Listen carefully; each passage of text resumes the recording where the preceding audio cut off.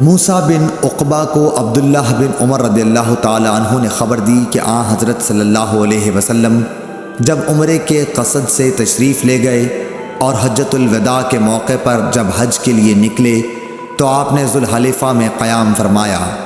ذوالحلیفہ کی مسجد کے قریب آپ ایک ببول کے درخت کے نیچے اترے، اور جب آپ کسی جہاد سے واپس ہوتے اور راستہ ذوالحلیفہ سے ہو کر گزرتا یا حج یا عمرے سے واپسی ہوتی تو آپ وادی عتیق کے نشیبی علاقے میں اترتے، پھر جب وادی کے نشیب سے اوپر چڑھتے تو وادی کے بالائی کنارے کے اس مشرقی حصے پر پڑاؤ ہوتا جہاں کنکریوں اور ریت کا کشادہ نالہ ہے، یعنی بطحا میں۔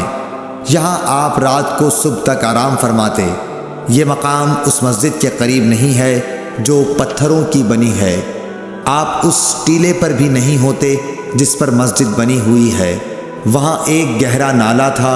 عبداللہ بن عمر رضی اللہ تعالی عنہ وہیں نماز پڑھتے۔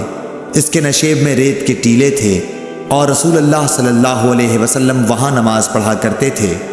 کنکریوں اور ریت کے کشادہ نالے کی طرف سے سیلاب نے آ کر اس جگہ کے آثار و نشانات کو پاٹ دیا ہے جہاں حضرت عبداللہ بن عمر رضی اللہ تعالی عنہ نماز پڑھا کرتے تھے۔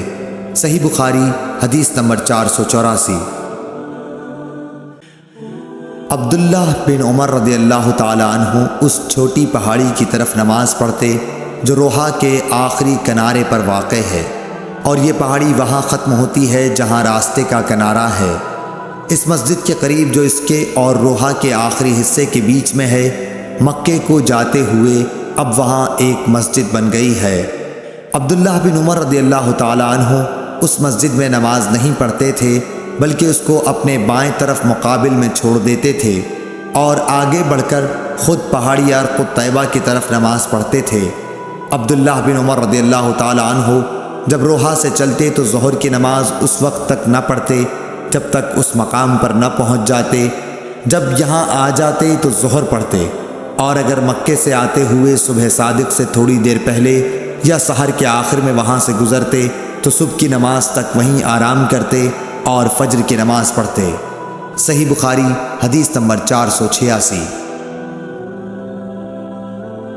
عبداللہ بن عمر رضی اللہ تعالی عنہ سے روایت ہے کہ حضرت صلی اللہ علیہ وسلم کعبے کے اندر تشریف لے گئے اور اسامہ بن زید، بلال اور عثمان بن طلحہ حجبی بھی آپ کے ساتھ تھے۔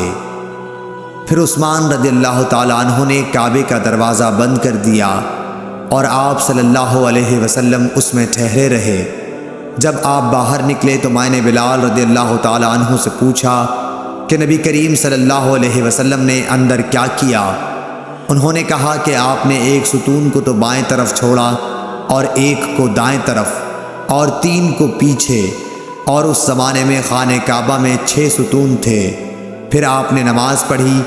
امام بخاری نے کہا کہ ہم سے اسماعیل بن ابی ادریس نے کہا، وہ کہتے ہیں کہ مجھ سے امام مالک نے یہ حدیث یوں بیان کی کہ آپ نے اپنے دائیں طرف 2 ستون چھوڑے تھے۔ صحیح بخاری حدیث نمبر 505۔